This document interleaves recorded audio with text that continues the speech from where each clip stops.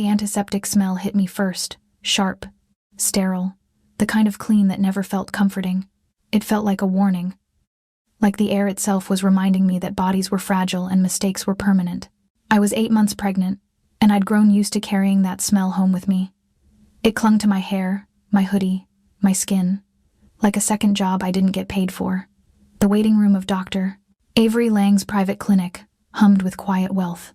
Leather chairs that didn't squeak, abstract art that probably cost more than my entire car, and a receptionist whose smile stayed polite but never reached her eyes. I sat carefully, because everything hurt now. My back ached in a deep, stubborn way that made me feel twice my age. My ankles were swollen enough to make my shoes feel like a bad joke. And my baby pressed against my ribs like she was already fighting for space, in a world that didn't make room for women like me. I rested both hands on the curve of my stomach and felt her move beneath my palms. A slow roll, then a sharp kick, as if she was reminding me that she was real, that she was here, that I couldn't fall apart today even if I wanted to. 7 months ago, I would have been terrified. Now I was just tired. Tired in a way that went deeper than sleep.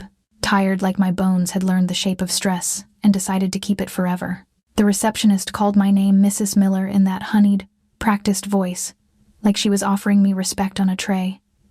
She'd stopped correcting herself when I quietly said it was Miss now. Divorced women made people uncomfortable, especially in places like this. A ring missing from your finger wasn't just a detail here. It was a diagnosis. I looked up and nodded. I didn't bother standing. The effort felt monumental, like my body was made of wet sand. She told me Dr. Lang was running a few minutes behind, and that there was tea and water in the corner if I wanted it. I nodded again, pretending I might. Pretending I was the kind of person who drank herbal tea in a quiet luxury clinic instead of gulping gas station coffee between shifts. Instead, I reached for a glossy magazine on the side table, something about homes with floor-to-ceiling windows and kitchens so big they looked like a museum exhibit. The pages felt thick and expensive under my fingertips. Even paper was different when you had money. 6 months. That number lived in my chest like a bruise. 6 months since I'd signed divorce papers in a downtown office that smelled like old books and someone else's cologne. 6 months since I'd sat across from Damien Cross and watched him become a stranger in real time. What hurt wasn't that he looked angry. What hurt was that he looked empty. Not love, not hate, not even regret. Just absence, as I'd already been erased. The divorce had been quick and brutal in its efficiency. I remembered thinking the speed was almost its own kind of cruelty, like he couldn't wait to cut me out, to get back to his life without the inconvenience of my feelings. I told myself I didn't care. I told myself it was a relief. I told myself 100 lies because the truth was too sharp to hold in my bare hands. The truth was that I loved him with the kind of desperate intensity that burns you from the inside out, and I still didn't know where that love was supposed to go now. 2 weeks after the ink dried, I found out I was pregnant. 2 weeks after I'd moved into a studio apartment in a neighborhood where sirens sang me to sleep. 2 weeks after I'd started working double shifts at a diner near Pike Street, serving coffee to strangers who never looked up from their phones. I didn't tell Damien. I couldn't. Not because I didn't think he had the right to know he did, and that guilt gnawed at me every day, but because Damien Cross didn't do simple truths. He didn't do gentle conversations or shared decisions. He did ownership. He did control. And I couldn't risk him turning my pregnancy into another cage, no matter how soft he lined it. So I kept my secret and built my life around it. I budgeted down to the last dollar. I counted hours like they were oxygen. I pretended my swollen feet were normal. I smiled at customers even when my hips felt like they were splitting in half. And at night, when the city quieted, and my apartment felt too small to breathe in, I lay on my side with my hands on my stomach and whispered apologies to the tiny life I'd brought into chaos. I promised her I'd be enough, even if it killed me. The clinic door opened, and cold air swept in from outside, carrying the scent of rain and something expensive, woodsy, dark, familiar enough to make my stomach drop. I didn't look up right away. Wealthy people came and went here all day. Dr. Lang catered to a certain kind of client, the kind who expected discretion and paid for it. I told myself it was just another man in a tailored coat, but then I felt it, that prickling awareness at the base of my skull, the sensation of being watched the way you're watched when someone is deciding what you're worth. My fingers tightened on the magazine without me meaning to. My heart started that slow, heavy thud it only did when my body remembered something my mind tried to forget. I lifted my eyes, and the world tilted. He stood in the doorway like the clinic belonged to him, like the whole city belonged to him. Tall, broad-shouldered, dressed in black that looked simple, until you realized nothing about him was ever simple. His hair was shorter than I remembered, cut with sharp precision. A thin scar cut through one eyebrow, subtle but unmistakable, a reminder of the violence I'd never been allowed to fully understand while I was his wife. Damien Cross, my ex-husband, the man I'd loved, the man I'd left, the man who had signed papers and let me walk out like I was nothing. And behind him, because there was always someone behind him, was Noah Reed, his driver, his security, his shadow. Noah's eyes scanned the room with calm efficiency, reading every corner, every face, every exit. Then his gaze landed on me, and I saw recognition settle in like a quiet alarm. Time didn't stop. It just narrowed.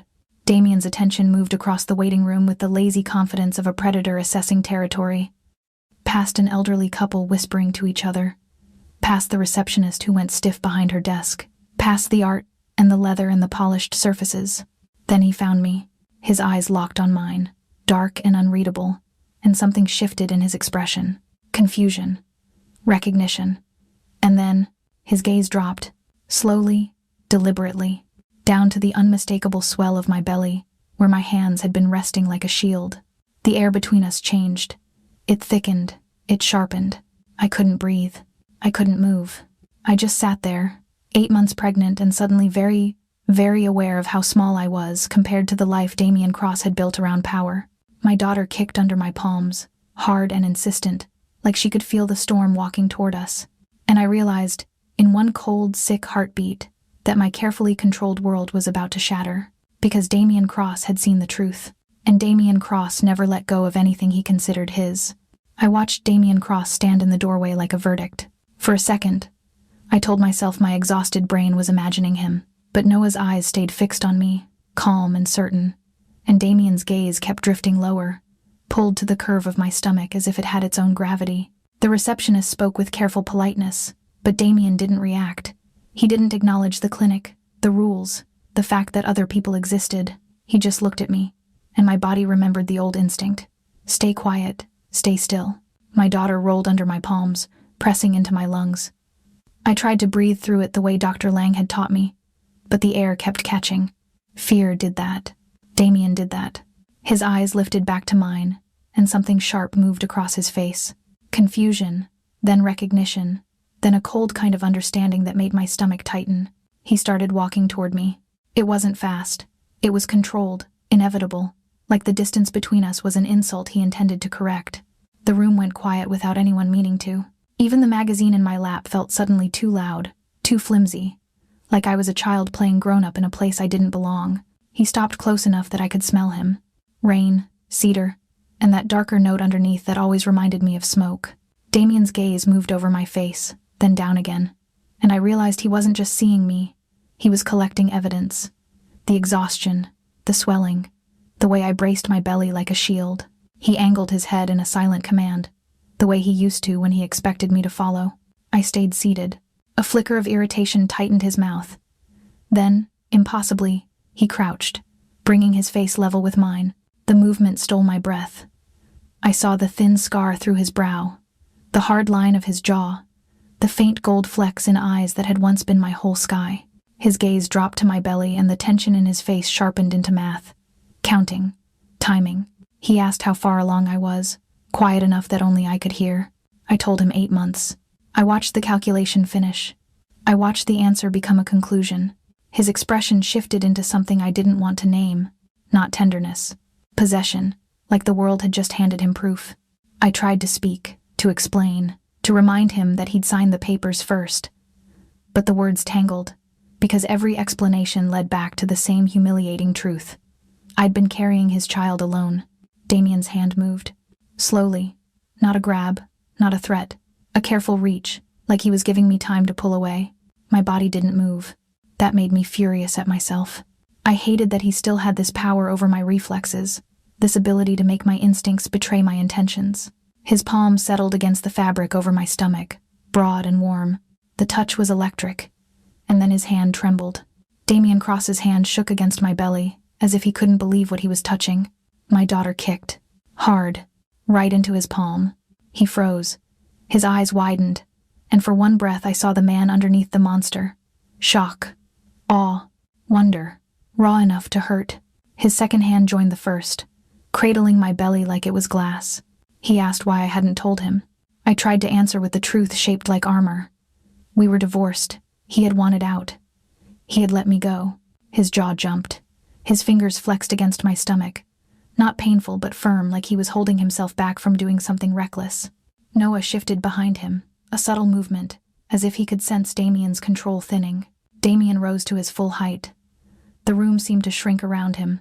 He glanced once toward the receptionist. Whatever he communicated with that look, it worked. Her face went pale. Her hands hovered as if she wasn't sure whether to speak or disappear. He made a decision I felt more than I saw. The air turned sharp, tight, like the moment before thunder breaks. He offered me his hand. It wasn't a request. It was a directive wrapped in gentleness. I should have refused. I should have stood on my own. But my back screamed, my feet ached, and my body was heavy, and his hand was right there, steady and warm. My daughter shifted again like she was voting for the path of least resistance. So I took it. The second my fingers curled around his, I knew the day was no longer mine. Damien told the clinic, in that calm, lethal way, that the appointment was over. Then he guided me toward the door, one hand at my elbow, the other drifting back to my belly like a compass finding north. Outside, Seattle rain waited, and I walked into it with my ex-husband, feeling the first crack in the life I'd built without him widen into a break. The cold hit me like a slap the moment we stepped outside. Seattle rain wasn't romantic when you were 8 months pregnant and running on fumes. It was just wet, heavy, relentless. It soaked into your sleeves, your hair, your patience. The kind of rain that made the whole city smell like asphalt and river water and old secrets. Damien moved like the weather couldn't touch him. Noah had the car ready before I even registered where we were going. A black SUV idled at the curb, windows tinted so dark they looked like a lie. The door opened the second we reached it, and Damien's hand stayed on my elbow with that gentle pressure that didn't leave room for negotiation. I told myself I could still choose.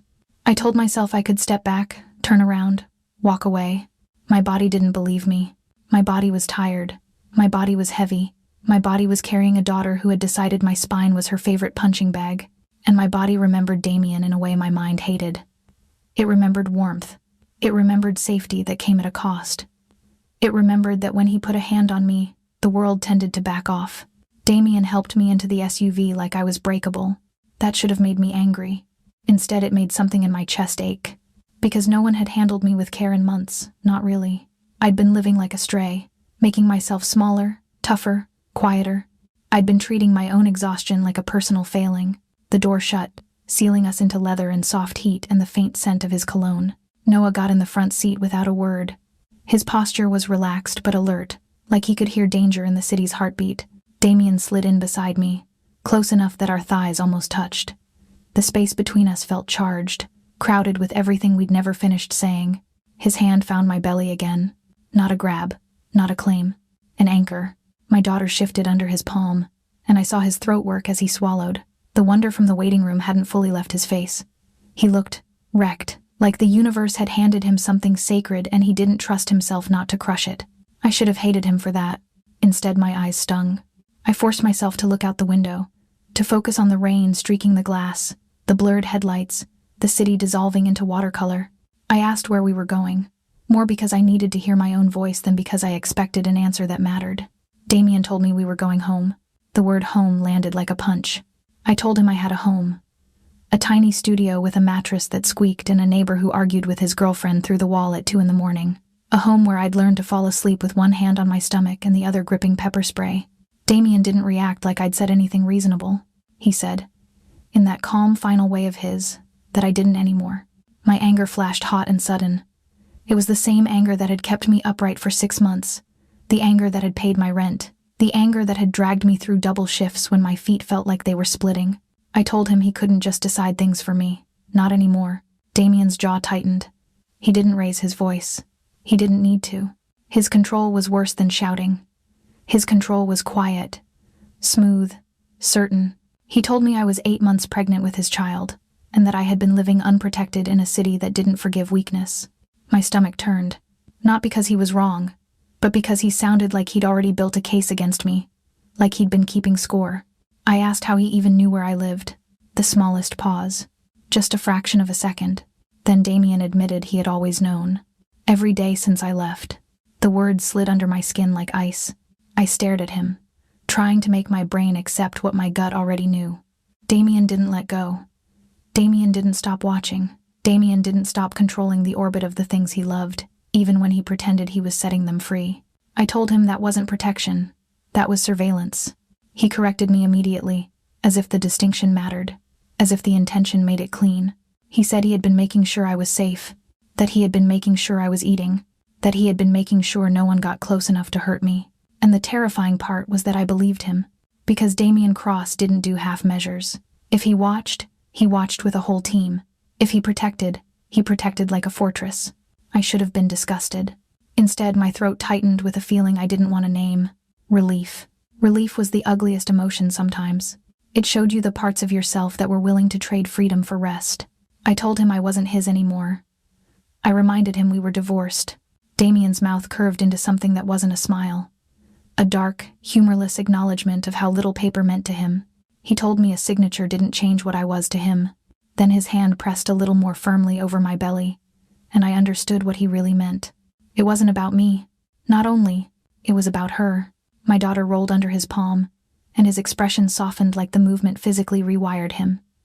It was so human it almost broke me. For a moment, the SUV felt too small. Damien's heat, his scent, his hand on my belly, the rain tapping against the glass like impatient fingers, it all pressed in until I couldn't tell if I wanted to scream or lean into him. The car turned, and the road smoothed out. The city changed.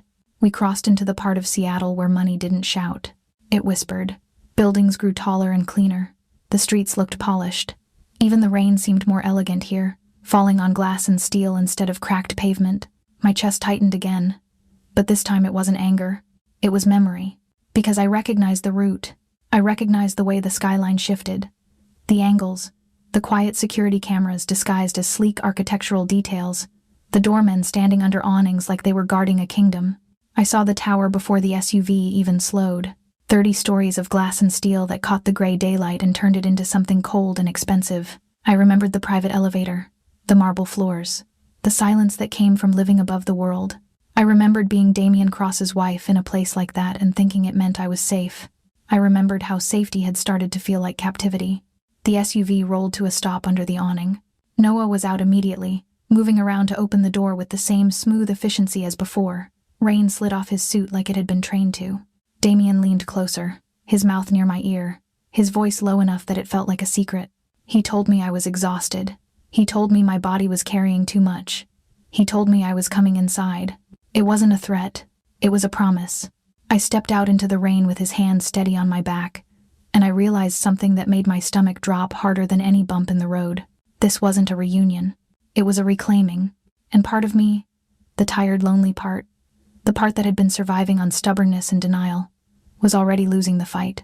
The lobby smelled like polished stone and expensive restraint. Everything about that building was designed to make you feel smaller without ever touching you. The ceilings were too high. The lighting was too soft. The silence was too deliberate, as if noise itself wasn't allowed to exist in a place built for people who never had to rush. I felt every pair of eyes on me the second I stepped inside. Not because anyone recognized my face, but because pregnancy made you visible in a way I wasn't used to anymore. A belly that big turned you into a story people wrote in their heads. I could almost feel the assumptions forming, that I was careless, that I was irresponsible, that I was someone's burden. Damien's hand stayed at the small of my back, steady and proprietary. The pressure wasn't painful, but it was constant, and it did something dangerous to my nerves. It made me feel guided. It made me feel handled. It made me feel like I didn't belong to myself. Noah moved a half step behind us, scanning the lobby with the same quiet focus he'd had at the clinic. His eyes never settled. They swept, measured, calculated. A doorman looked up and stiffened, then recovered fast. I watched the man's expression shift into that particular kind of respect people wore around Damien. Not admiration, not friendliness, something closer to compliance. The doorman seemed to recognize me too. His gaze flicked to my belly, then back to my face, and I saw a flash of surprise that felt almost like judgment. A ghost of the life I used to live here. I told myself it didn't matter. I told myself I didn't care. But my chest tightened anyway, because I remembered walking through this lobby as Damien's wife, trying to act like I wasn't afraid of the attention, trying to pretend the luxury didn't intimidate me. Back then, I used to think the building was a fortress. Now it felt like a museum exhibit of everything I'd lost. Damien guided me toward the private elevator. There were no buttons, no mirrored panel with numbers. Just a sleek scanner and a camera hidden so well you'd only notice if you already knew it was there. He placed his hand on the sensor. The system recognized him instantly. I hated how easily the doors opened for him. I hated how easily my life used to open for him too. Inside the elevator, the air felt warmer, cleaner. Too intimate for two people who had signed papers that were supposed to end something. The doors slid shut with a soft sound that felt like a decision being made without me. The elevator rose smoothly. No sway, no wobble. My stomach rolled anyway. Not from motion, from memory. I remembered standing in this elevator once in a white dress that had cost more than my mother's yearly rent. I remembered Damien's hand around my waist, his breath against my hair, the way he'd made a promise with his body language alone. I remembered believing him. I remembered breaking anyway. Damien watched me in the reflection of the elevator wall. He didn't need to move his head. His eyes tracked me like he could sense every thought I tried to hide. I kept my gaze forward. I told myself I wouldn't give him anything. Then my daughter kicked hard enough to make me flinch, and Damien's hand shifted from my back to my belly in a protective reflex, like his body had already memorized where it belonged. That simple instinct made my throat burn. I didn't want to be comforted by him. I didn't want to be owned by him. And yet my body reacted like comfort was a drug it had been deprived of for too long. The elevator chimed softly. The doors opened into a private foyer I knew too well. Marble floors. A piece of art that looked like it belonged in a gallery. A discreet camera in the corner. Another sensor by the penthouse door, because even the air up here was guarded. Damien stepped out first, then turned back to me.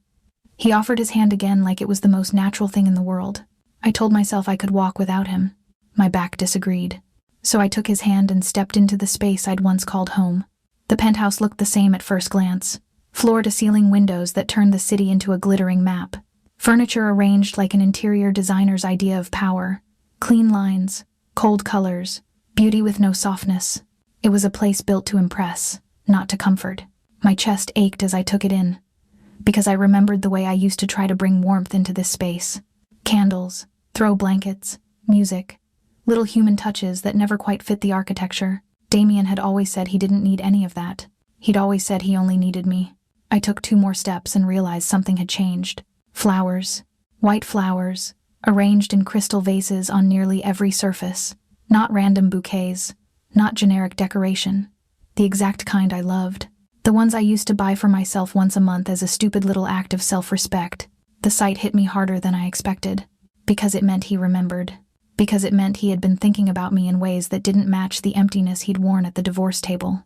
Damien's hand remained on my waist as he guided me deeper into the penthouse. He moved carefully, as if he was suddenly aware of how heavy my body was, how much effort it took to exist right now. I told myself he was doing it because of the baby. That thought didn't help. On the coffee table, a stack of books sat perfectly aligned. At first, I assumed they were business books. Damien always had books around he never read, like props for a life he didn't need to perform. Then I saw the titles. Pregnancy guides, parenting manuals, newborn care books. My stomach twisted. I moved closer, drawn in despite myself. Sticky notes marked pages.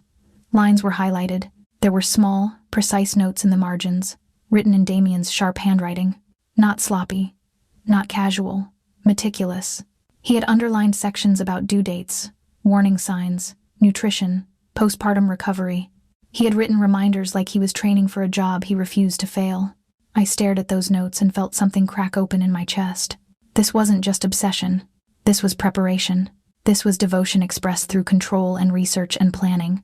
It should have comforted me. It should have terrified me. It did both at once. Damien watched my face as I processed it, and I sensed him waiting for me to soften, to melt, to surrender to the evidence that he cared. I didn't. Not fully. Because caring wasn't the problem. The problem was what Damien did with the things he cared about. I felt him shift behind me. I felt his presence close in, heat and authority and familiarity. His hands returned to my belly with that reverent certainty, and my daughter responded with another kick, as if she recognized him now. Damien's breath left him in a slow exhale that sounded almost unsteady.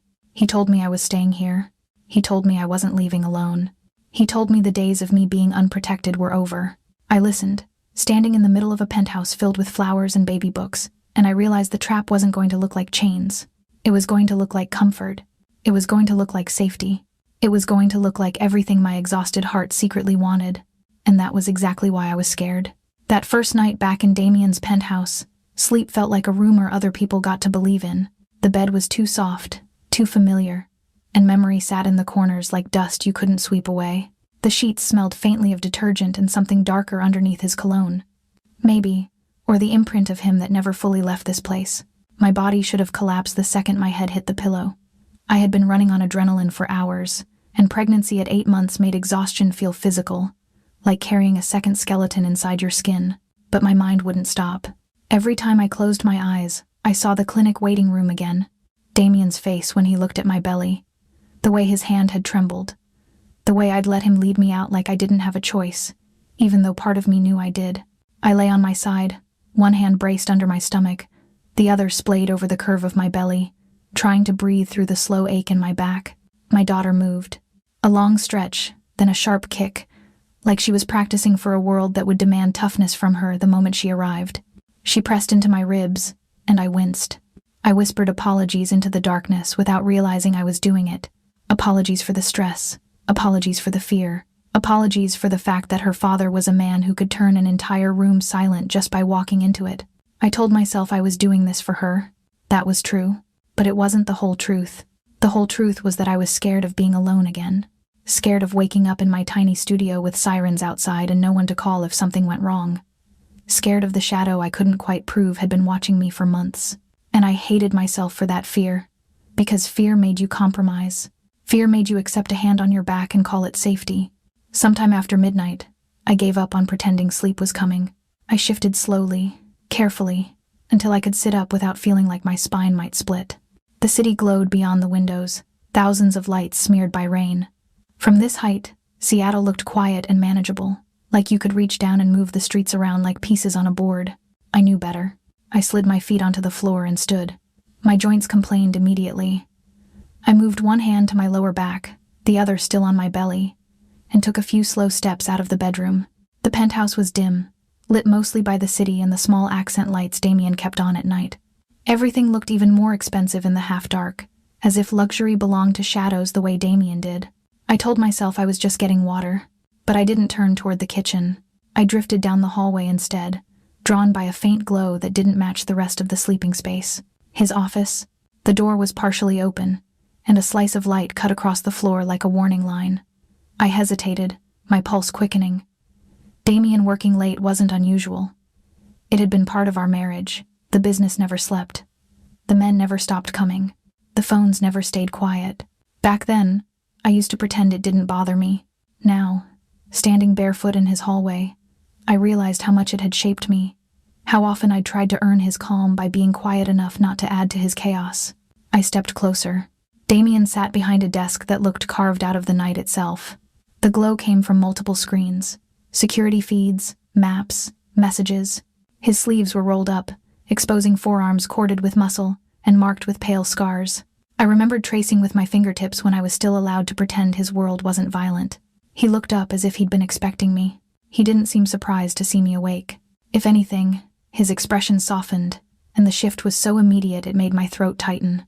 Like the sight of me in the doorway pulled him out of whatever darkness he'd been swimming in. He rose slowly, moving toward me with that controlled grace that never felt fully human. When he got close, his gaze dropped to my belly first, instinctive, like he couldn't help checking that we were still here.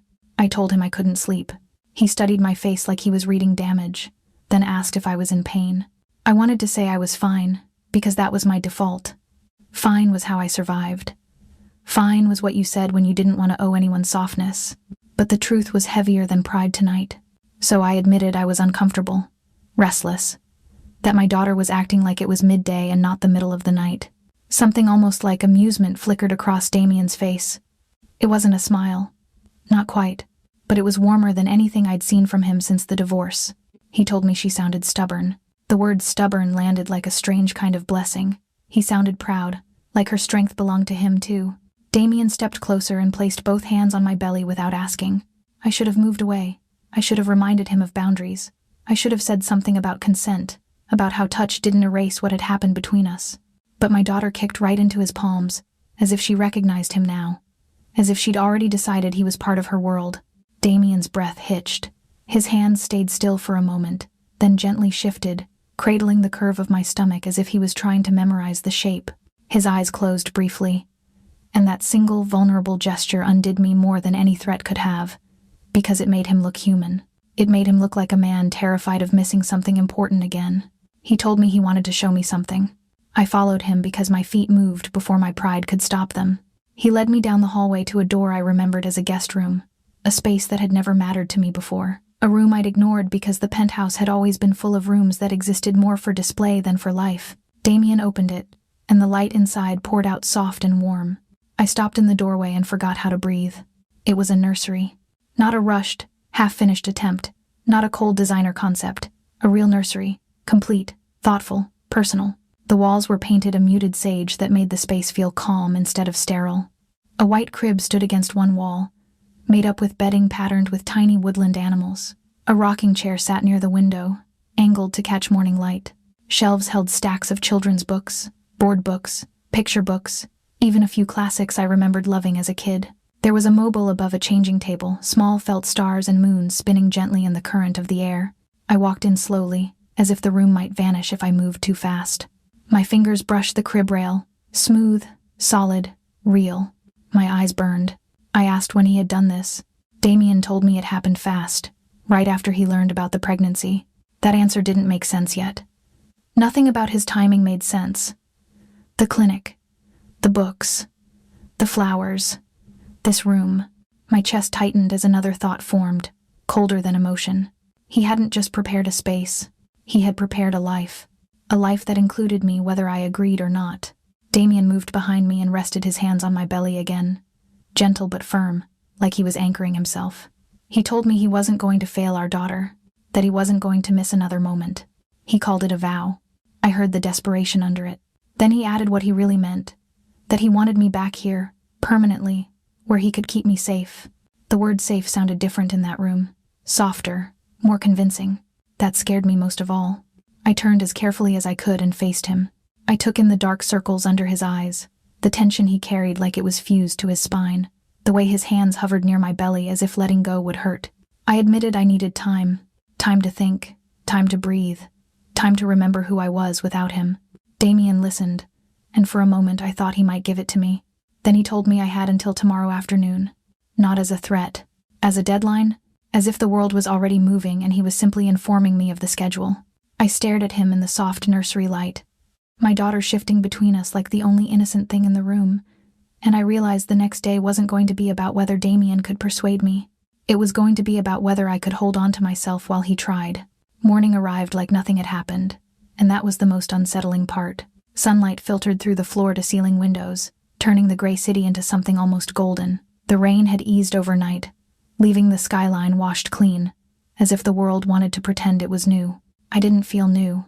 I felt like I'd been dropped back into a life I'd fought to escape, and my body remembered every corner of it. My feet hit the warm floor, and I immediately needed the bathroom. 8 months pregnant meant my bladder ran my schedule now. By the time I washed my hands and looked in the mirror, I barely recognized myself. Puffy eyes, tangled hair, a face that held too many sleepless hours. I told my reflection to get it together.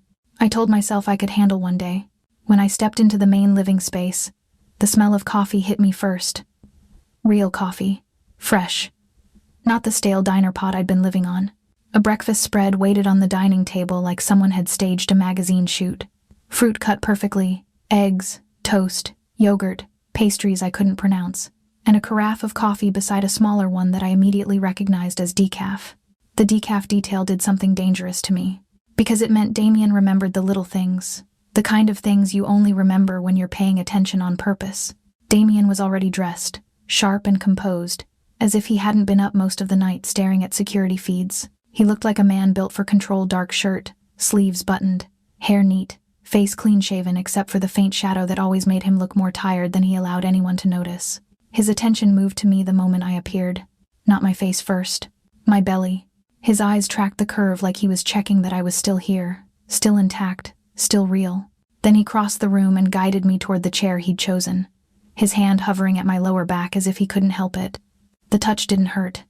It didn't even feel forceful. It felt inevitable. I told myself to pull away. My body didn't.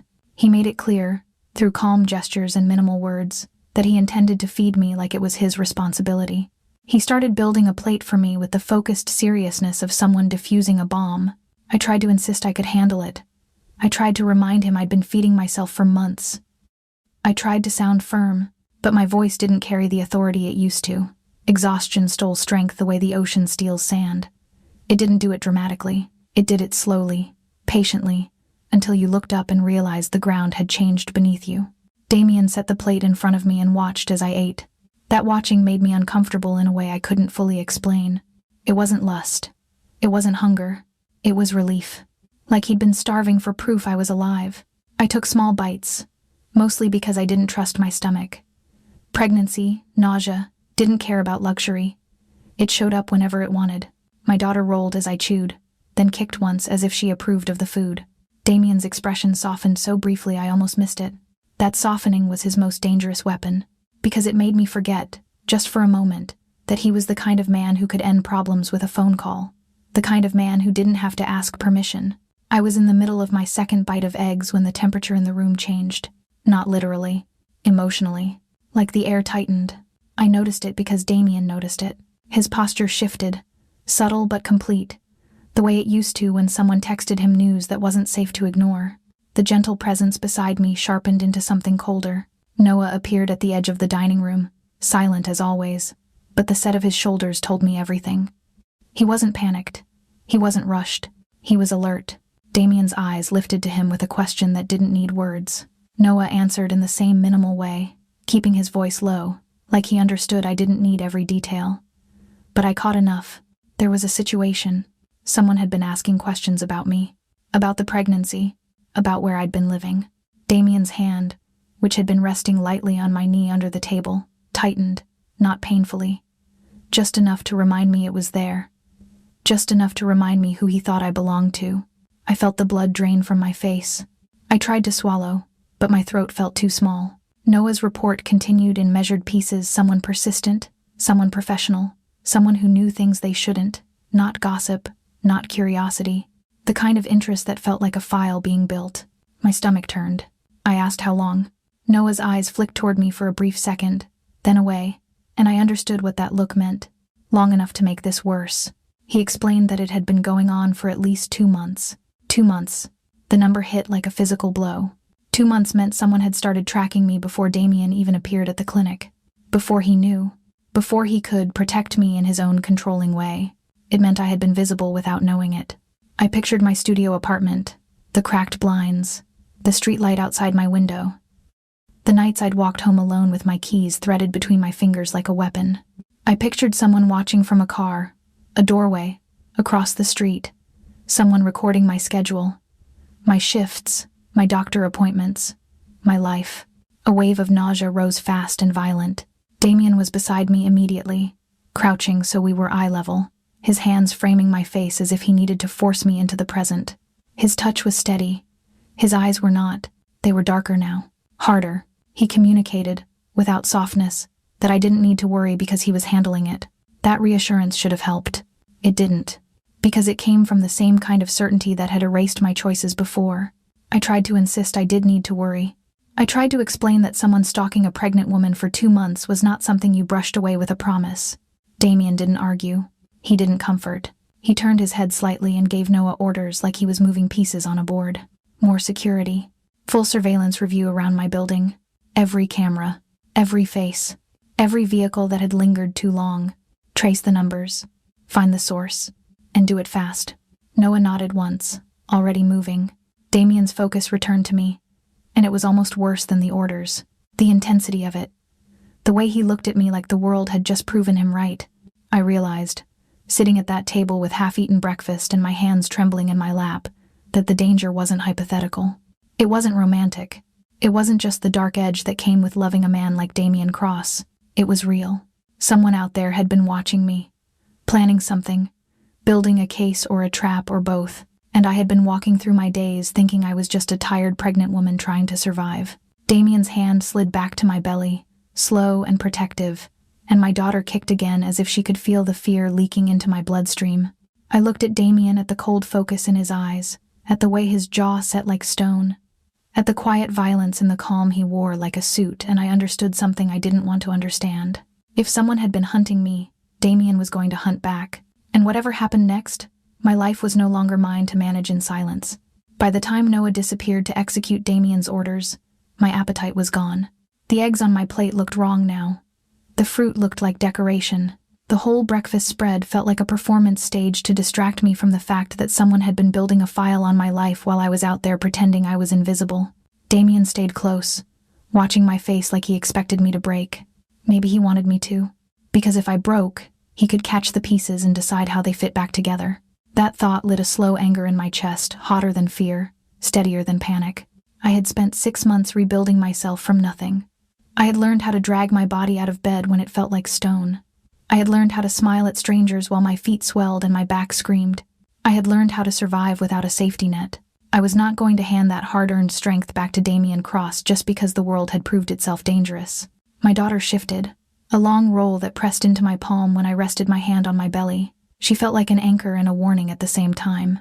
She reminded me that this wasn't only about pride anymore. It was about the kind of life I was about to give her. I told Damien, as calmly as I could manage, that being scared didn't mean I was surrendering. He studied me with that intensity that always made me feel like he was trying to memorize every breath I took. He didn't argue. He didn't soften. He simply waited, like he had all the time in the world, and I was the one on a deadline. That used to work on me. It didn't today.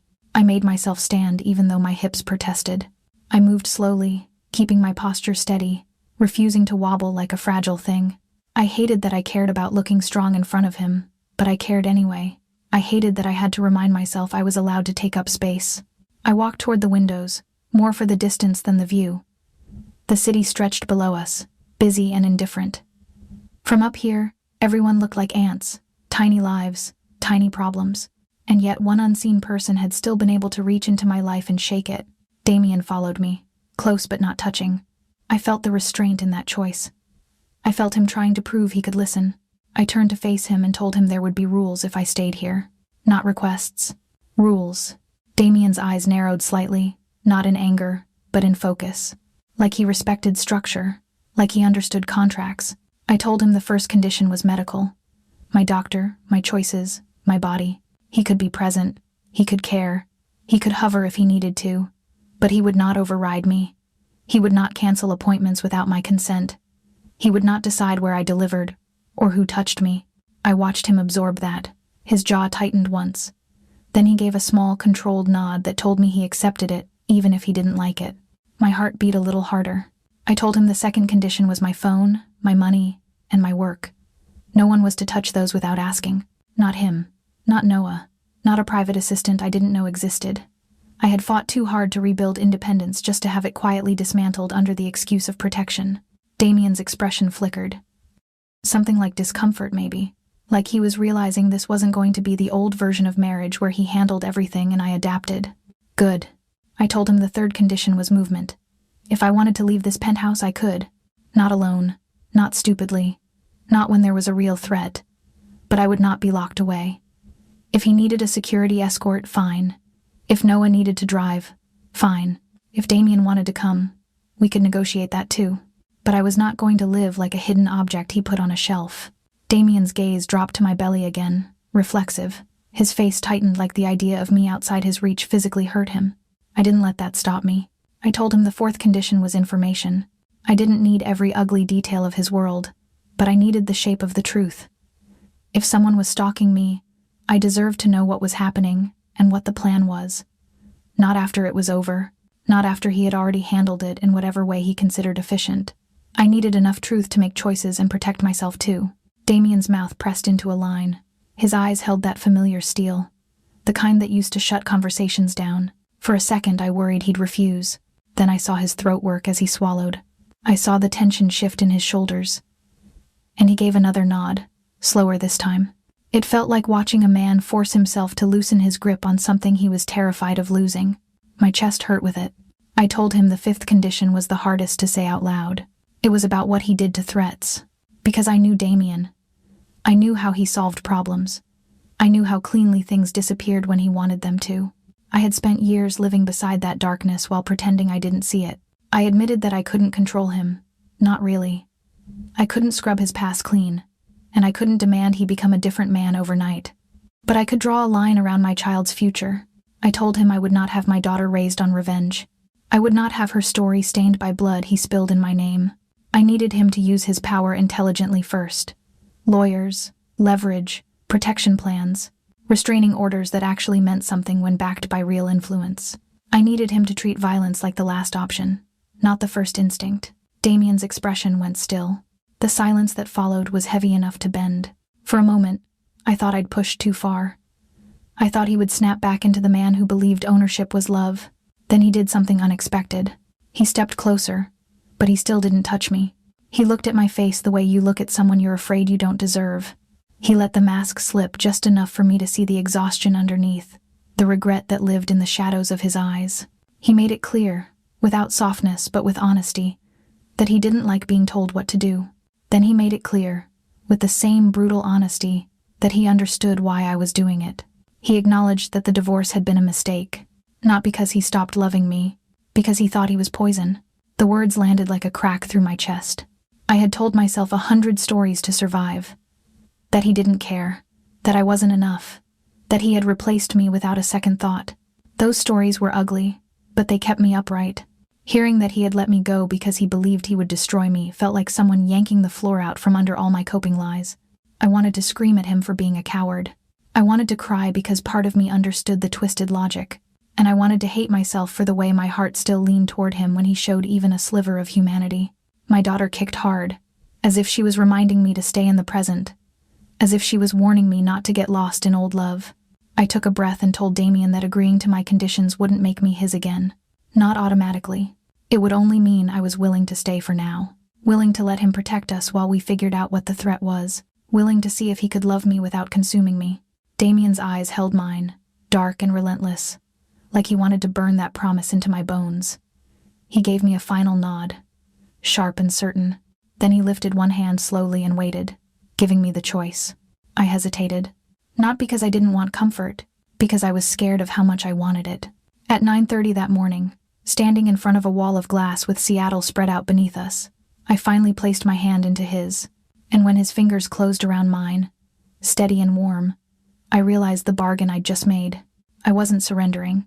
I was negotiating, and for the first time since the clinic, I felt something new settle in my chest beside the fear. Control, not his. Mine. By 11:15, the penthouse had changed its mood completely. The sunlight was still pouring in through the windows, turning the city bright and harmless, but inside Damien's world, light didn't mean safety. It only meant you could see what was coming. Noah returned without rushing, which was how I knew the news was bad.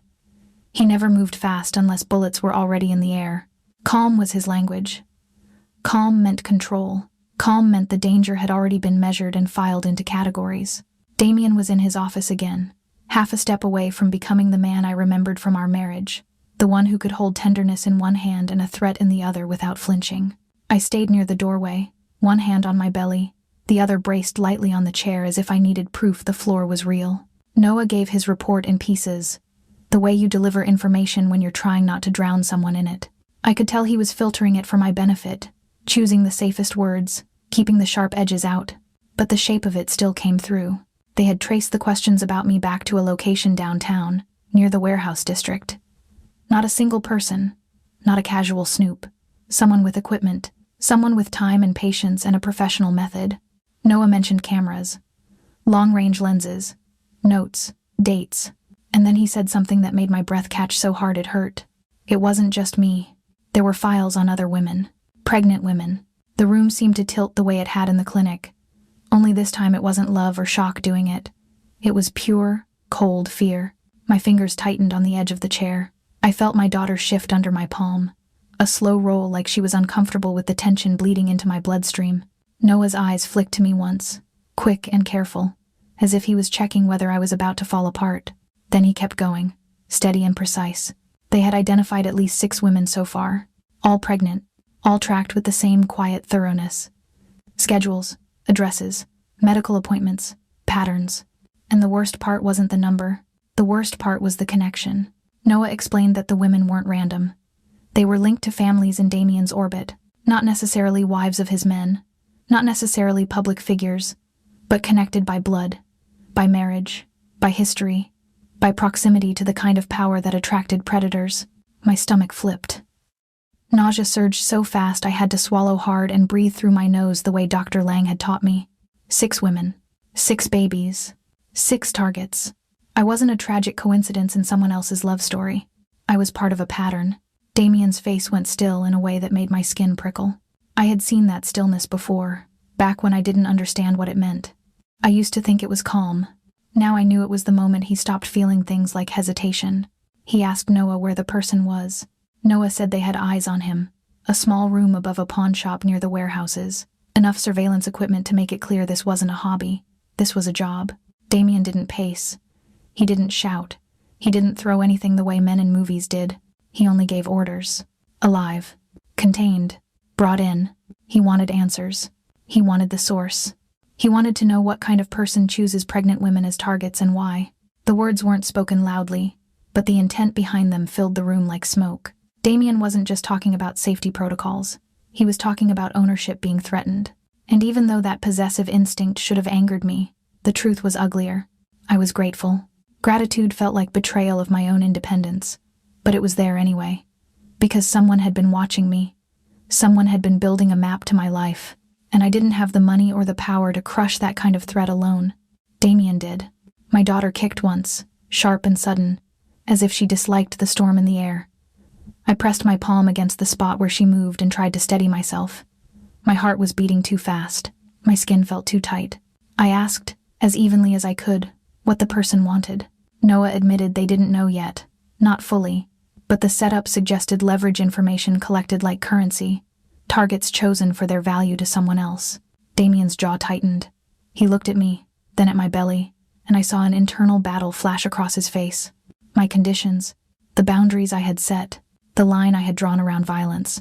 He didn't promise me anything out loud, but I felt the strain in his restraint, like he wanted to tell me not to worry, but he knew that sentence had become meaningless. Like he wanted to take me out of the conversation entirely, but he'd agreed I deserved the shape of the truth. He did the best compromise he could manage. He told me I was safe here, and that the threat was being handled. Then he gave Noah another set of instructions that sounded like strategy more than rage. More cameras, more background checks, quiet outreach to the other families, extra protection offered without panic. It was almost responsible. That scared me too, because it meant Damien wasn't improvising. He was assembling an entire machine around me, around her. I felt the room spin again. Not from fear this time, but from the sudden understanding of what my life was becoming.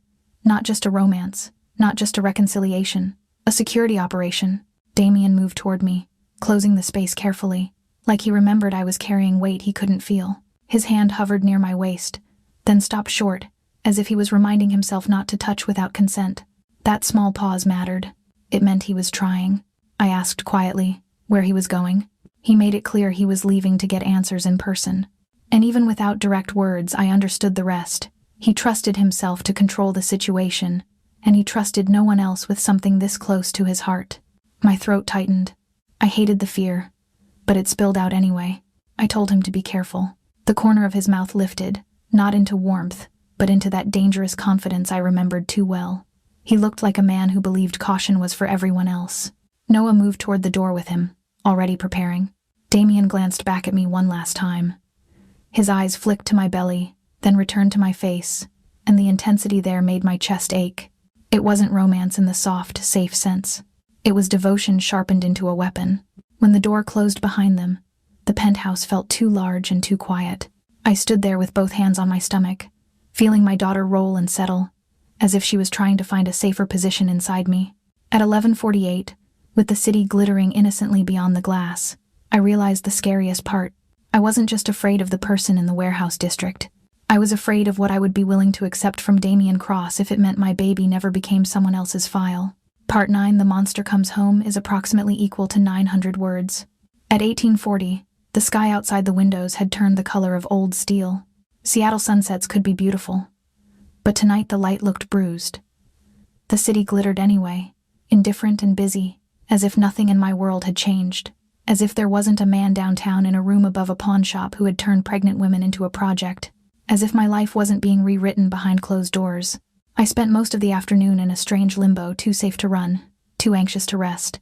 Noah's absence made the penthouse feel less guarded, even though I knew there were cameras and silent alarms and people I would never see standing watch in places I didn't have access to. Damien had built security the way other men built fences. Quietly, completely. That knowledge should have calmed me. Instead, it made me feel like I was living inside someone else's plan. I paced until my back throbbed, then sat until my hips ached. I tried to read one of the pregnancy books on the coffee table and kept staring at Damien's handwriting in the margins, like it might translate him into something easier to love. Somewhere around 2015, around 8:15 at night, the baby settled into a rhythm that felt like impatience. A roll, a kick, a pause, then another kick. She didn't like tension. She didn't like waiting. Neither did I. I kept hearing my own conditions in my head like a list I clung to for sanity. Medical choices, privacy, movement, information, no revenge. I wondered which of those rules Damien Cross would keep when he was angry. I wondered which of those rules he would break without even realizing it. Because to him, control was love, and love was survival. By 21, I had convinced myself I wouldn't cry. By 21.5, my eyes were burning anyway. Not because I was weak, because I was tired of being brave. I leaned on the nursery doorway, staring at the crib and the rocking chair and the soft sage walls. This room was comfort with teeth. It looked like hope, but it also looked like a future where my choices were constantly for my own good. My daughter kicked again hard enough to make me wince, and I pressed my palm to my belly and whispered that I knew, that I was trying, that we would be okay. Then the penthouse went subtly still, like the air itself was listening. I didn't hear footsteps right away. Damien didn't announce himself. He never had to. The door had security layers that didn't require noise. He moved through silence like he owned it, but my body knew. The hairs on the back of my neck lifted. My pulse jumped, and then I smelled him. Not just cedar and rain. Soap, fresh water, and underneath it, metallic, wrong, like pennies held too long in a sweaty palm. Blood. The scent came and went quickly, hidden under expensive cologne. But it was there. It was enough. I stayed in the nursery doorway, frozen. My hand slid down to hold the underside of my belly instinctively, protective in the oldest way. Damien appeared in the hall, coat gone, sleeves rolled up again, shirt collar slightly open like he'd been moving too hard for too long. His face looked clean. His hair was neat. He looked composed, but his eyes were darker than they had been this morning. He saw me and stopped, as if he'd expected me to be asleep. As if he'd hoped he could come back, wash away whatever he'd done, and return to being gentle before I noticed the truth clinging to him. He took one step closer, then another. Slow, deliberate, like he was approaching an animal he didn't want to startle. He looked at my belly first. The same reflex every time. His gaze softened for a fraction of a second, then lifted to my face, searching. He conveyed that he was home. He conveyed that I was safe. He conveyed that I didn't need to worry anymore. I should have felt relief. Instead, my throat tightened around the question that had been building in me all day. I asked, as quietly as I could, whether he had hurt someone. Damien's face didn't flinch, but something in his posture shifted. A subtle bracing, like he was preparing for impact. Like he knew this was the part where my love always got complicated. He didn't give me details. He didn't describe what happened. He didn't offer the kind of confession that would stain my mind. But his silence wasn't denial. It was control.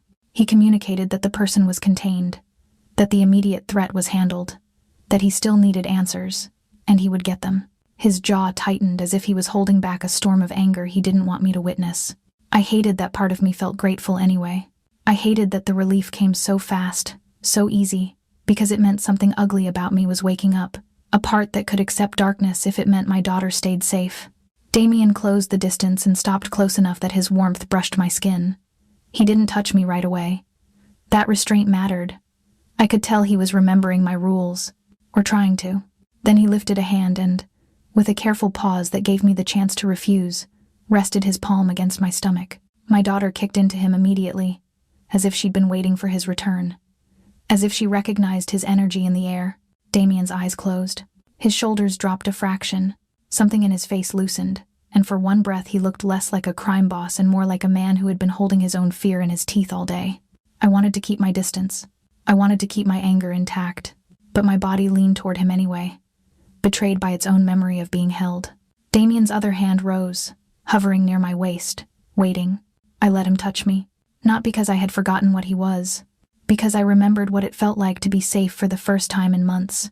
He guided me out of the nursery and toward the bedroom with a gentleness that didn't match the blood scent I couldn't forget. He moved like I was precious, like I was breakable, like he would rather shatter the world than let it bruise me again. In the bedroom, he sat beside me on the edge of the bed and looked at my face as if he was checking for cracks. He conveyed that he hated being away from me, that he hated the idea of someone watching me, that the thought of our daughter as a target made something in him go feral. I saw the truth of that in his eyes, and it scared me because it wasn't just anger. It was devotion without breaks. I asked him if he could do this differently, if he could protect without turning protection into a prison. Damien's gaze held mine like a vow. He didn't pretend he was gentle. He didn't promise he was safe. He promised he was here. He promised he would learn, even if it wasn't natural to him, even if it hurt, even if he had to fight himself to do it. My eyes stung again, and this time I didn't stop it, because I realized something simple and brutal. I didn't need Damien to be a saint. I needed him to be accountable. I needed him to treat my boundaries like law, not like suggestions. Damien leaned in and pressed his forehead against mine, careful of my belly, close enough that his breath warmed my upper lip. I kissed him. Not soft, not tentative. A real kiss, desperate and honest, fueled by 6 months of loneliness and the terror of being hunted, and the unbearable relief of him coming back alive. When I pulled away, my heartbeat felt loud in my ears. Damien kept his hand on my belly, anchoring himself to the life we'd made together. And I realized my biggest fear wasn't the stalker anymore. My biggest fear was that tomorrow would arrive, and I would have to choose what this meant. Whether I was staying in this world because I wanted to, or because I was too tired to fight it. And as my daughter rolled under Damien's palm like she belonged there, I felt the answer forming in my chest, quiet, dangerous, and undeniable. At 7:10, a pale winter light slid across the bedroom floor and landed on the side of the bed Damien hadn't left. I woke up disoriented for a moment, my body doing that familiar scan pregnancy had trained into me. Back pain, hips tight, bladder urgent, baby moving. Then my memory caught up and the truth settled back onto my ribs. I was in Damien Cross's penthouse again, not as a visitor, not as a ghost who had wandered back into a life she'd escaped, as the center of his attention, as the reason his security system didn't sleep, as the woman he was trying to pull back into his orbit with devotion so intense it felt like gravity. Damien was awake, sitting against the headboard with a tablet in his hands, reading something that looked suspiciously like a medical checklist. He wasn't fully dressed yet, but he looked alert in the way men like him always did, like rest was a luxury he didn't trust. The moment he noticed I was awake, his focus snapped to me, and his eyes did what they always did now. They went to my belly first. My daughter responded with a slow roll, then a kick, as if she had her own opinions about the man who kept pressing his palm to her world like a promise. Damien's face softened for a fraction of a second, and I hated how much that softness still moved me. How easily it reached through my defenses and touched the tired part of me that wanted to believe in home. I left the bed slowly, bracing one hand at my lower back. My body felt like it had been assembled wrong overnight. Pregnancy did that. It rearranged you without asking and then expected you to keep functioning like nothing had changed. In the bathroom mirror, I looked like someone who had survived something. Dark shadows under my eyes, hair flattened on one side, a belly so round it looked like I had swallowed the moon. I told myself to breathe. At 8 in the morning, the penthouse was unusually quiet. Noah wasn't visible, but I felt his presence anyway, like the building itself was a guard dog. Damien moved through the kitchen with a contained energy, not frantic, but purposeful. He didn't hover over breakfast the way he had yesterday. He seemed to be holding himself back, remembering my conditions, remembering that care couldn't become control if he wanted this to work. That effort mattered. It also scared me, because it meant he could change when he wanted to, and I didn't know what would happen when he didn't want to. A knock came at 9:20. At 9:20 in the morning, not a loud knock, not an intrusion. A respectful signal, like whoever was on the other side understood they were entering something delicate. A woman came in carrying garment bags and a case that looked like it belonged to a professional makeup artist. She introduced herself with the kind of calm confidence that said she'd worked around power for a long time. She looked at me the way a tailor looks at fabric, not judging, just assessing, figuring out how to make something fit. I didn't love the idea of being dressed like a doll, But I also couldn't deny how deeply I wanted to feel like myself again, even if it was for one day. The woman laid out options that were all designed to accommodate a belly this big without making it look like a problem to hide. Soft fabric, clean lines, elegant choices that didn't scream innocence or shame. I chose a champagne-colored dress, something warm and understated, because white felt like a lie and black felt like surrender. While she worked, I sat in front of a mirror and watched myself return piece by piece, not transformed into someone else, just restored. Concealer to soften the exhaustion, a little color to bring my face back from the gray edge of stress, waves in my hair that made me look less like a woman running on stubbornness alone. When I looked up at my own reflection afterward, I saw someone worth choosing. That thought nearly made me cry, because I realized how rarely I had felt that way in the last 6 months. At 11:05 in the morning, Damien came to the doorway. He was dressed in a black tuxedo that fit him like it had been built for him and him alone. Clean, sharp, expensive, without flashing labels. He looked devastating in the way men with power often did, like the world had never told them no. But what stole my breath wasn't the suit. It was his expression. He looked at me like he was seeing something impossible. His eyes moved from my face to my belly and back again, and I saw awe there, real and unguarded. I saw the kind of emotion he usually locked away behind steel. For a moment, he looked less like a crime boss and more like a man who couldn't believe the universe had given him another chance. I reminded myself that emotion wasn't proof. Effort was proof. Boundaries were proof. Consistency was proof. Damien offered his arm, but he didn't take my hand without waiting. That pause was small, but it carried weight. It was him acknowledging my autonomy without words. It was him showing me he was trying to become a man who asked, not a man who claimed. I took his arm anyway. Not because he owned me, because I chose to. At 11:30 in the morning, we entered a room I hadn't seen before, converted into something intimate and warm. Flowers filled the air with a soft sweetness. Candles flickered even though the day was bright. A judge stood waiting near a simple altar, and Noah remained at the edge of the room, calm and watchful, as if he was guarding a sacred moment from the outside world. There weren't rows of guests. There wasn't a crowd. It was quiet by design, like Damien understood that my life had already been public enough in the wrong ways. My hands trembled when Damien held them. Not from fear of him, from fear of myself, because it would have been easy to let romance carry me. Easy to let his intensity sweep me into certainty. Easy to forget that a second marriage didn't erase why the first one ended. The judge spoke about commitment and partnership, and I listened with a strange sense of distance, like I was watching my own life from the outside, trying to decide which version of myself was real. The woman who ran, or the woman who stayed. When it came time for Damien to commit, his voice sounded steady, but I noticed his hands. They weren't perfectly still. The slight tremor told me everything he didn't say. He wasn't calm because he didn't care. He was calm because he was fighting not to overwhelm me with how much he cared. When it was my turn, I took a breath and felt my daughter move under my ribs, slow and heavy, like she was pressing her opinion into my body. I said yes, not as a surrender, as a decision, a choice shaped by fear and love and boundaries and the reality that I didn't want to do motherhood alone if the alternative could be partnership. Damien slid a ring onto my finger new, not a repeat of the past, and the weight of it felt different, not like a chain, like a marker, like a line drawn in ink between who I had been and who I was trying to become. When the judge pronounced it done, Damien pulled me into an embrace careful of my belly, and the kiss he gave me wasn't performative. It wasn't for an audience. It was for the two of us. It was relief, gratitude, devotion, and hunger for redemption pressed into a single breath. For a moment, I let myself feel it without analyzing it to death. Then the room shifted. Noah stepped forward, an envelope in his hand. The timing was too sharp to be coincidence, too immediate to be anything but urgent. Damien's expression hardened slightly as he took it, and the warmth drained from the air like someone had opened a door to winter. He scanned the contents quickly, eyes moving with the speed of a man used to reading threats and turning them into plans. My stomach tightened. I asked, without using words that sounded like panic, what it was. Damien looked at me, then at my belly, then back at the papers, and I saw him make a decision about how much truth I could handle. He told me they had identified who paid for the surveillance. My mouth went dry. The name he gave wasn't a rival I had never met. It wasn't a faceless enemy. It was Ethan Miller, my legal ex-husband.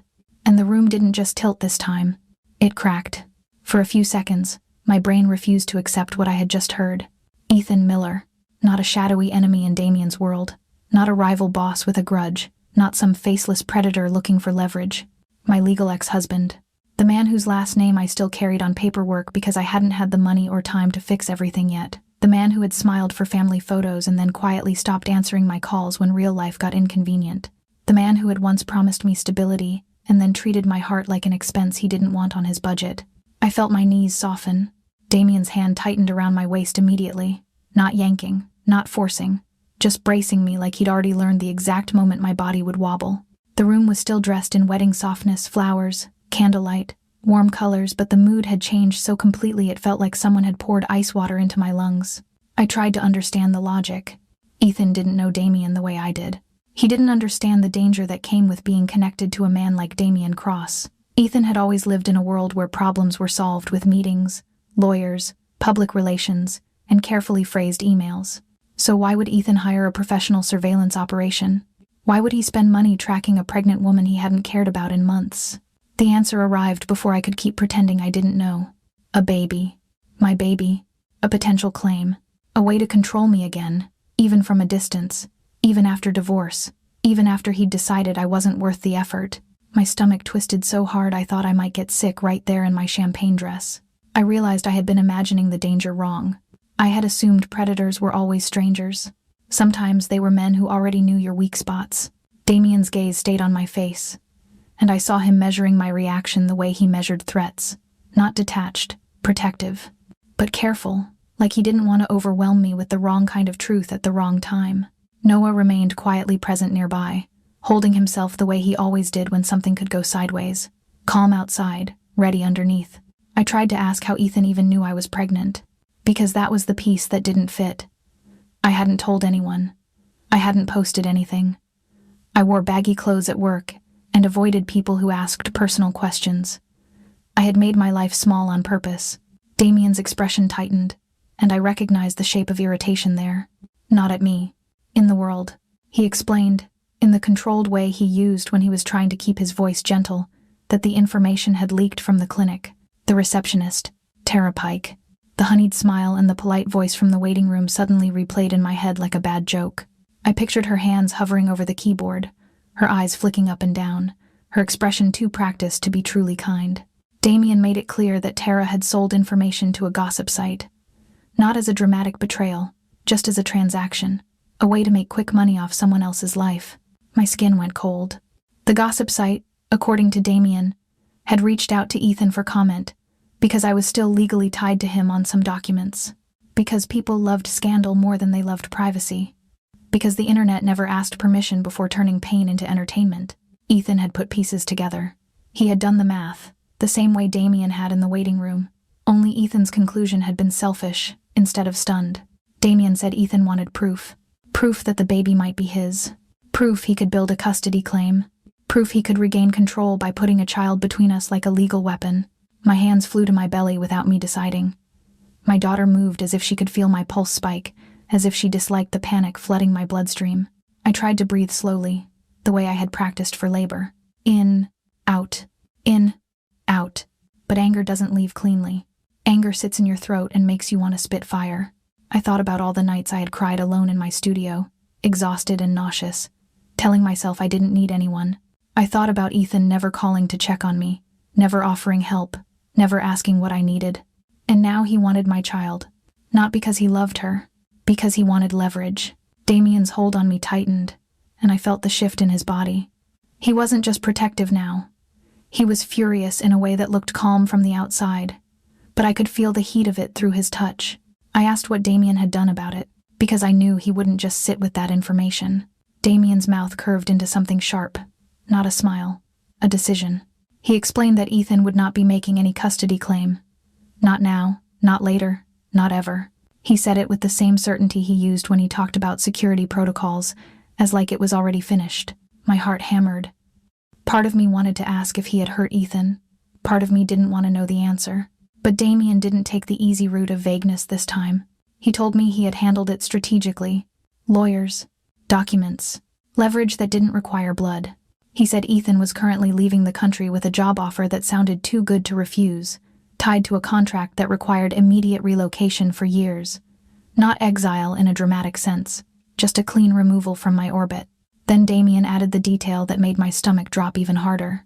Ethan had signed paperwork relinquishing any potential claim to children from our marriage. Permanently. Legally. No loopholes. I stared at Damien, trying to figure out how a man like Ethan would ever agree to that. Damien didn't pretend it was persuasion in the gentle sense. He made it clear he had convinced Ethan that fighting would be a losing game, that the cost would be too high, that Ethan's best option was to take the offer and disappear quietly. I should have felt relieved.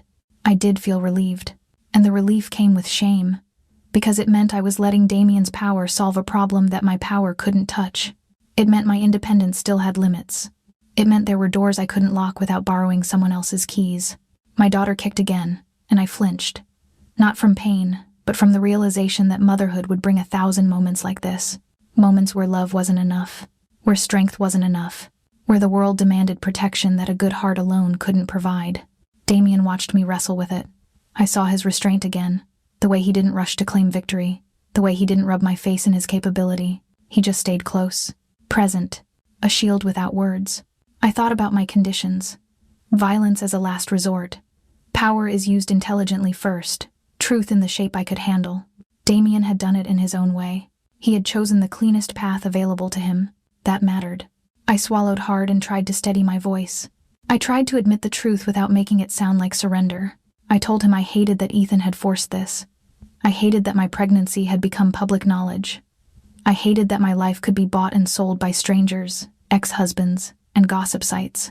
Damien's eyes softened, and I saw something there that wasn't pride. It was regret. The kind that comes from realizing the world you live in spills onto the people you love, no matter how hard you try to contain it. He made it clear he wasn't going to let anyone use me again. Not Ethan. Not Tara. Not the man in the warehouse district. Not anyone. My daughter rolled under my palm, then settled, as if she had decided the storm could pause for a moment. And I realized something quietly terrifying. The big twist wasn't that Ethan had been behind the surveillance. The big twist was what it revealed about my life. I had spent months thinking the danger was Damien, but the truth was, the danger had been everywhere. In polite smiles, in legal loopholes, in men who wanted ownership without love.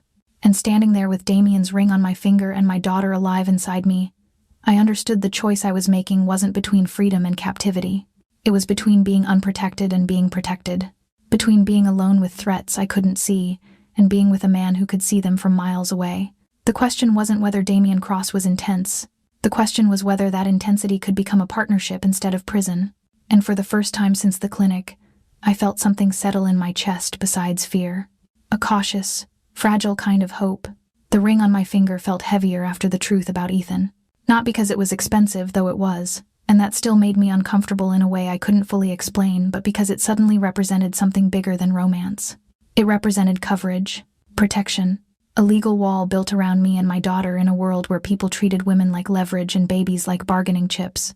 I hated that reality. I also couldn't deny it. After the ceremony, the penthouse didn't stay warm for long. Not emotionally. The flowers still filled the air with sweetness. The candles still flickered. But something had shifted between Damien and me.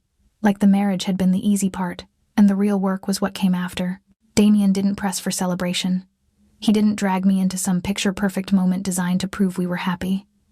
That restraint surprised me. Instead, he offered something I hadn't expected. Space. He guided me back to the living area, helped me settle onto the sofa with pillows arranged to support my back and hips, then stepped away to talk quietly with Noah. I watched them through the glass reflection, the way their shoulders angled inward, the way Noah's posture stayed calm even when he spoke. Damien's world ran on silent urgency. Even after a wedding, even after a vow, my daughter shifted, and I rested both hands on my belly, breathing slowly. The baby's movements were the only part of my life that felt uncomplicated. She didn't care about lawyers, surveillance, or power. She only cared about space, warmth, and the steady beat of my heart. Damien returned after a few minutes and crouched beside me, careful, eye level again as he'd done in the clinic. That gesture had once made me feel trapped. Now it made me feel seen. He told me he had something for me. I braced myself for another overwhelming gift. Something too large, too expensive, too permanent. Something that would make me feel like a kept woman instead of a partner. Then he handed me a small box. Inside was a key, not sleek and modern, ornate, old-fashioned. The kind of key that belonged to a real door, not a digital lock. I stared at it like it was a riddle. Damien watched my face closely, the way he always did when he was trying to decide whether he was doing this right. He explained, in that steady, controlled way, that he had bought a house. Not downtown, not another glass tower, about an hour outside the city. Gated property, privacy, land, air that didn't smell like traffic, a garden, room for a child to grow without feeling like the world was pressing in from all sides. Space. He said the word like he had been listening to me all along, and that broke something open in my chest, because he remembered what I'd said in the nursery, that I didn't want a cage, even a golden one, that I needed room to breathe. A house didn't fix everything, but it showed he was trying to build something around us that wasn't only about his comfort. I asked if it was my house. Damien corrected it softly, making it clear it was ours. A home, not a fortress. A place that didn't require me to live 30 stories above the world to be safe. I hated how quickly tears came. I hated that being offered gentleness made me feel like I might collapse. Like I'd been starving for it so long, my body didn't know how to accept it without shaking. Damien's thumb caught one tear as it fell, the touch warm and careful. He didn't tell me not to cry. He didn't tease me. He didn't demand gratitude. He just held the moment as it mattered. That was new. Or maybe it wasn't new, and I had been too scared to notice it before. Within 48 hours, we moved. Not with boxes and noisy trucks, the way normal people did. Damien's version of moving was controlled and quiet. People I didn't know appeared and vanished. Clothing and essentials showed up without chaos. The nursery items were transported as if they were priceless art, not baby furniture. I should have felt ridiculous. Instead, I felt the strangest thing, relieved. The house was modern but warm, built with clean lines that still felt human. Large windows faced a stretch of trees instead of traffic. The air smelled like wet soil and pine instead of exhaust. There was a kitchen that looked like a place you could actually cook, not just display expensive appliances. And out back, there was a garden. A real one. Not decorative planters, beds of soil. Space for growing things. When I stepped onto the patio for the first time, I inhaled and felt my lungs fill more easily than they had in months. My daughter kicked as if she approved. Damien stayed close, but not suffocating. He watched me take in the space like he was learning what it meant to give someone freedom without losing them. Noah remained present too, but more distant here. Less like a shadow in the living room, more like a guard dog you knew was nearby, even if you didn't see him. The next days blurred into a strange calm that felt fragile. Damien arranged medical care that came to the house. Doctor Lang visited with professional calm, checking my blood pressure, measuring my belly, and listening to my daughter's strong heartbeat. Damien didn't hover in the same suffocating way he had at the penthouse. He stayed near, yes, but he let the doctor speak to me first. He let me answer questions. He let me decide. Small changes, huge meaning. I started to believe, cautiously, that my conditions weren't just words, that he was actually treating them like law. Then, on the 4th day after the wedding, Noah arrived with an update. I was in the garden, barefoot in the grass, one hand on my belly, letting sunlight warm my face. I had been trying to collect simple moments, trying to prove to myself that my life could still hold softness. Noah's presence at the edge of the yard changed the air instantly. Damien appeared beside me like he'd been summoned by instinct, his hand drifting to my back, then pausing, then settling lightly when I didn't pull away. Noah delivered the update in the same calm tone he always used. The surveillance equipment had been destroyed. The files were gone. The person responsible had been dealt with. He didn't define or deal with. He didn't need to. Damien didn't react outwardly. He only nodded once, like he had expected the world to be corrected in that way. I should have been horrified. I was relieved. And that terrified me more than horror would have, because it meant the line I'd drawn about violence was already being tested, and part of me was quietly accepting that the world wasn't fair enough for clean solutions. I stood there in the sunlight, my belly heavy, my heart heavier, realizing that motherhood wasn't going to be about ideal choices. It was going to be about survival choices. Damien looked down at me, and for a moment, I saw the man underneath everything again. The one who didn't want to be poison, who didn't want to be the monster, who just didn't know how to love without fighting the world for the right to keep what he loved. My daughter rolled under my palm. Then, like she was tired of the tension, she kicked once hard and decisive, and I laughed, breathless and surprised, because that kick felt like her voice cutting through all our darkness, reminding us what mattered. Not revenge. Not pride.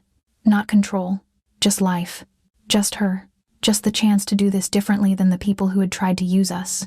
I looked out at the garden beds, the quiet trees, the stretch of green that didn't feel like a cage, and I made myself a promise. If I were going to stay in Damien Cross's world, I was going to carve a softer corner inside it. Not for him. Not for me. For our daughter. Because she deserved a home, not just protection. At 3:25, the first contraction hit like a fist closing around my spine. It wasn't the dramatic movie version where your water breaks and you immediately start screaming. It was quieter than that. Sneakier. A deep tightening that made me pause mid-breath. One hand flying to my belly as if I could physically hold my uterus in place. I stood in the dark bedroom, barefoot on the warm floor, and waited. The pain eased after a minute, leaving behind a strange emptiness, like my body was asking me to pay attention. My daughter rolled once, then settled low. I felt it in my bones. It was time. Damien was awake before I fully formed the thought. He didn't jerk up in panic. He just shifted, eyes sharp, his body already moving into action, like he'd been rehearsing this moment in his head for weeks. He asked what I felt without making it sound like an order. His voice was steady, low, built to keep my nervous system from catching fire. I told him it was happening. For a second, his face went completely still. Then something in his eyes softened so hard it almost looked like fear. Damien Cross, who could stare down threats without blinking, looked scared. Not of the hospital, not of blood, not of guns, of not being enough for this moment. He helped me sit, then stand, then walk. His hands careful and respectful, pausing whenever I needed him to pause. He didn't scoop me up like a hero. He didn't try to dominate the scene. He followed my pace. That mattered more than any romantic speech could. Noah appeared as if he had been waiting behind the walls. Within minutes, the house felt alive in the quietest way. Doors opening, keys moving, voices kept low. The SUV was ready before my second contraction fully faded. At 3:50 in the morning, I was in the back seat with Damien beside me, his hand in mine, his other hand hovering over my belly like he was afraid to press too hard. The road was dark, empty, slick with leftover night moisture. The trees blurred past. I breathed through the contractions like I'd practiced, counting the seconds in my head, refusing to let fear take over. Damien timed them on his watch with a focus that was almost obsessive. He murmured reassurance under his breath, sometimes in English, sometimes in Italian, as if the language didn't matter and only the intention did. I realized, between waves of pain, that he was trying to make himself useful, trying to earn his place in this moment, the only way he knew how, through action, through precision, through control. I wanted to tell him he didn't need to prove anything right now, but then another contraction hit, and all I could do was breathe and grip his hand until my knuckles went white. At 4:30 a.m., we arrived at a private hospital that didn't feel like a hospital. It felt like a high-end hotel, with medical equipment hidden behind tasteful doors. The staff moved quickly but quietly. They already knew my name. They were already prepared. Damien had arranged the kind of care money could buy without blinking. I should have been irritated by that. Instead, I was grateful, because pain had a way of stripping you down to the basics. Comfort, safety, help. They brought me to a suite, not a standard room. Soft lighting, a large bed, space for Damien to stay close without being underfoot. A nurse explained procedures and options, and for once, Damien didn't speak over me. He stayed near, eyes fixed on my face, but he let me answer. He let me decide. When they asked if I wanted an epidural, I hesitated. I had told myself I wanted to do this without it, like suffering would prove something. Then the contraction that followed made my vision blur at the edges. I chose the epidural, not because I was weak, because I was practical. Damien's hand squeezed mine gently when I made the choice, and I understood what that squeeze meant. He was proud of me, proud that I could choose without shame, proud that I wasn't letting anyone, him included, decide what strength looked like for my body. Labor stretched time into something strange. Hours blurred. Pain came in waves, even with medication. Pressure built low and heavy until it felt like my body was trying to split itself open to create a new life. I cried. I laughed once, hysterical and breathless, because something about the absurdity of it all hit me how I had been a woman sitting alone in a clinic 6 days ago. And now I was here, in a medical suite, with Damien Cross looking like he would tear the building apart if anyone failed me. At one point, I told him I hated him. Not in a playful way. In that raw labor way, where you hate everyone involved in the existence of pain. Damien didn't flinch. He didn't get offended. He just nodded as if he accepted it as part of the process and told me, quietly, that I was doing it, that I was incredible, that our daughter was almost here, that he was here, that he wasn't leaving. At 12:18 p.m., the room shifted. There's a moment in labor where you stop being afraid and become purely determined. Your body reaches a point where it has no choice but to finish what it started. That's where I was. I pushed with everything I had left. Damien stayed at my side, not squeamish, not distant. His hand held mine. His voice stayed steady. His eyes stayed on my face like I was the only thing that mattered. Then I heard it. A cry. Small, furious, powerful. A sound that made my entire body go weak with relief. They placed her on my chest, warm and slick and perfect, and I looked down at her tiny face like I was seeing the universe in miniature. Dark hair, serious little brows, a mouth that opened again to complain about this world she had been forced into. She was beautiful. She was ours. My heart cracked open so completely I didn't even try to hold it together. Damien made a sound beside me that didn't belong to the man I knew. It wasn't a command. It wasn't a threat. It was a broken, breathless noise, like his soul had been punched clean. His eyes were wet. He reached out with shaking hands, not grabbing, not claiming, just hovering until the nurse guided him, until someone showed him how to hold something fragile without fear. Damien held our daughter like she was the first holy thing he had ever touched. His jaw trembled. His lips parted, like he was trying to speak and couldn't. When he finally leaned down, his voice came out rough and reverent, directed at her tiny face. He whispered a promise he didn't need to perform for anyone else. He promised she would never be hurt. Not while he was alive. Not ever. I watched tears slide down his cheeks, and I realized I was seeing the only thing capable of truly changing him. Not my love. Not my boundaries. Not fear. Fatherhood. Our daughter opened her eyes for the first time, dark and unfocused, and for a second it looked like she stared right into him. Damien broke fully then. He didn't hide it. He didn't wipe the tears away, as if weakness was shameful. He just held her and cried, and the sight of it did something deep inside me. It softened the part of me that had been braced for disappointment. It reminded me that monsters weren't born monsters. Sometimes they were made by the world, and then one small person arrived and gave them a reason to fight, being what they had become. When Damien finally looked up at me, the love in his eyes was almost unbearable. It was devotion stripped of theatrics, devotion made raw and honest by a baby's heartbeat against his palm. He thanked me, not with money, not with gifts, with awe, with humility, with something close to worship. And in that hospital room, with my daughter on my chest and Damien's tears still wet on his face, I realized the strangest truth of all. The most dangerous man I had ever loved was becoming human in my arms. Not because I demanded it, because our daughter had arrived and made it impossible for him to pretend he didn't have a soul. At 14:05, at 2:05 in the afternoon, the room finally quieted. The medical staff moved with that calm efficiency that comes after the biggest moment is over. The lights were softer. The machines beeped less urgently. My body felt hollowed out and rebuilt all at once, like I had left a piece of myself behind and gained something infinitely heavier in return. My daughter slept against my chest, swaddled tight, her tiny fist tucked near her chin like she was already preparing to fight the world. Damien sat beside me on the bed, careful not to jostle her, one arm curved around both of us. He didn't look like himself in that moment. He still wore his expensive coat, but it fit differently now, like fatherhood had altered the seams. His eyes kept drifting down to her face. Every time she made the smallest sound, a sigh, a soft squeak, his entire posture shifted, alert and protective, like his nervous system had rewired around this tiny person. It was overwhelming. It was also beautiful.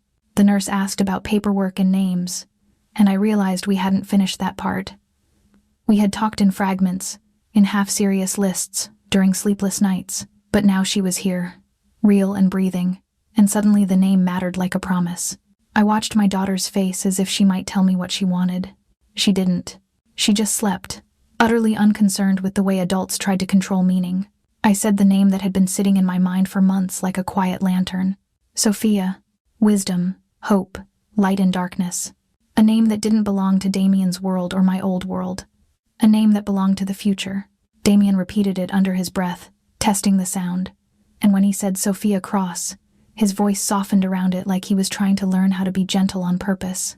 He kissed my forehead, then her head, so carefully it looked like reverence. For a few minutes, I let myself believe we could have simple happiness. Then the door opened. Noah stepped inside. Even in a hospital, even surrounded by nurses and soft blankets and newborn smell, Noah looked like danger in human form. Not because he was threatening, but because he carried threat awareness like oxygen. His suit was immaculate. His expression was neutral. But his eyes held that quiet tension I had learned to read. Damien's hand tightened around mine instantly. Not hurting, just connecting, like he needed to ground himself before hearing whatever Noah brought. The nurse sensed the shift and stepped out without being asked. Privacy happened around Damien without him needing to demand it. The world simply adjusted. Noah approached and handed Damien an envelope. Again, it hit me like déjà vu. Wedding and paperwork, birth and paperwork. It felt like our life came with constant updates from the outside world, reminders that safety required maintenance. Damien opened it and scanned quickly. I watched his face change in slow degrees. The tenderness didn't vanish completely this time. It got buried. His eyes hardened, his jaw set. The part of him that belonged to violence and strategy rose like a shield. I asked what it was, already knowing I wouldn't like the answer. Noah explained it before Damien could decide how much truth to give me. The man in the warehouse district had talked. Not willingly, not kindly, but the information had been extracted, and the pattern had a purpose. It wasn't random stalking. It wasn't a sick hobby. It was recruitment. Sophia wasn't the only target. She was one of many future pieces, babies linked to powerful families. Babies whose existence could become leverage later. Babies whose mothers could be pressured, blackmailed, broken. A long-term plan, a network. My arms tightened around my newborn without me thinking. My body went cold in a way it hadn't even during labor, because it wasn't just that someone had watched me. Someone had planned beyond me. Someone had looked at pregnant women and seen an investment. Damien's voice stayed low when he spoke, but there was something lethal in the control of it. He asked Noah where the network traced back to. Noah hesitated for half a second, then said the name. Not Ethan. Not Tara. Not a faceless stranger. A rival outfit Damien had been dealing with quietly for months. A crew that operated through intermediaries and contractors, staying clean enough to avoid headlines, dirty enough to ruin lives in silence. It wasn't a personal vendetta. It was business. And that was worse, because business didn't stop just because you begged. I felt my stomach twist, even empty after birth. My milk hadn't even come in yet, and I already felt like my body was failing to keep up with the danger. Damien looked down at Sophia, and his expression shifted again. The rage in him wasn't only anger. It was fear turned outward. A man like Damien didn't cope with fear by trembling. He coped by removing the source. Noah asked for orders. I could see it happen before Damien spoke. The same stillness as before. That moment where he stopped negotiating with morality and started thinking like a predator. He was about to solve this the way he always solved threats. Fast. Final. Permanent. My conditions echoed in my head, louder now. Violence as a last resort. Power is used intelligently first. No revenge. Raising our daughter. My throat tightened because I realized this was the first real test of our new marriage. Not the ring. Not the vows. Not the nursery. This. What Damien did when someone threatened our child. I forced myself to sit up straighter, cradling Sophia close. I told Damien, in the calmest voice I could manage, that I needed him to hear me. Damien's eyes lifted to mine, and for a moment I saw conflict there. He wanted to protect. I wanted protection too, but I also wanted a future that wasn't built entirely on violence. I said we could not raise Sophia in a world where her father's love meant bodies. I told him I understood the fear, because I felt it too. But if he handled this in the bloodiest way possible, we were setting a precedent. We were teaching ourselves that every threat required destruction. I admitted the truth that hurt to admit. If he crossed certain lines for us, part of me would never unsee it, and I could live beside darkness. But I couldn't let darkness become the only language in our home. Noah stood very still, eyes forward, as if he didn't want to witness the argument between love and power. Damien didn't speak for a long moment.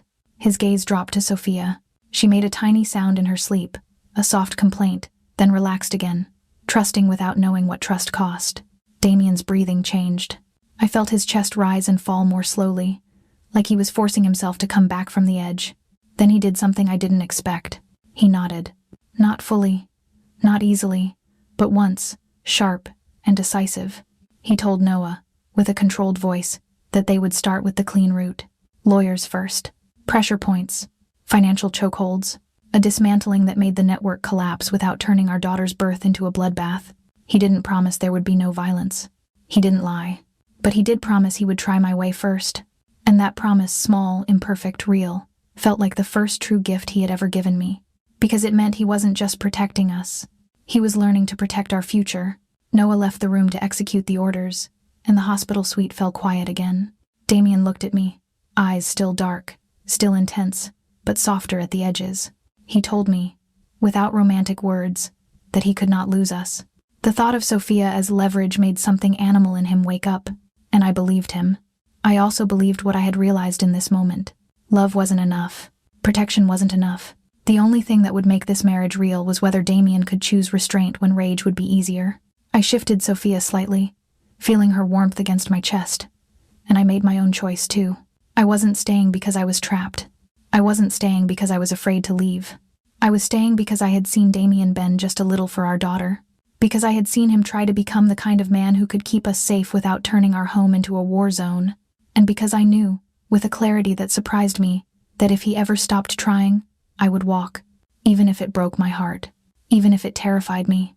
Because Sophia deserved a father, and she deserved a mother who didn't disappear inside someone else's protection. By the time Sophia was 6 months old, my life had a rhythm again. Not the frantic survival rhythm of my studio apartment days, where every morning felt like a sprint to keep my head above water, and not the suffocating penthouse rhythm either, where security and wealth wrapped around me so tightly it was hard to tell where I ended, and Damien's world began. This rhythm was quieter, earned. The house outside the city had become real in the way places only become real when you live inside them long enough to leave fingerprints on everything. The garden beds had started to produce herbs and tomatoes. The kitchen smelled like actual meals instead of catered perfection.